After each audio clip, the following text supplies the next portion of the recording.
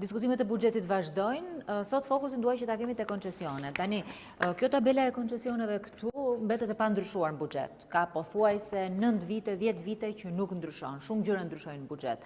Taksat rriten, ulen shpenzimet për shëndetësinë, ulen për bujqësinë, po koncesionet nuk ndryshojnë. Dhe kjo ka dy elementë kryesorë. Së pari njëherë totali i koncesioneve ka shkuar tashmë pothuajse sa gjysma e produktit të brendshëm bruto.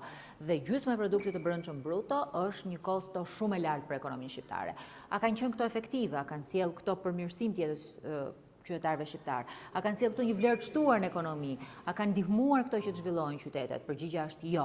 Po të marrim për shembull me radhë secilin prej koncesioneve, duke nisur nga ai inceneratorëve, që është më i dështuari dhe është emblema e dështimit të koncesioneve, e deri tek ato të rrugëve, të cilat të gjitha janë duke u hetuar dhe të gjitha janë korruptive, tregojnë thjesht, jo vetëm degradim të pushtetit, jo vetëm një buxhet i cili sot është marrë peng, po tregojnë që ky është buxhet i pakicësh, nuk është buxhet i shumicës. Koncesionet e vërtetojnë këtë.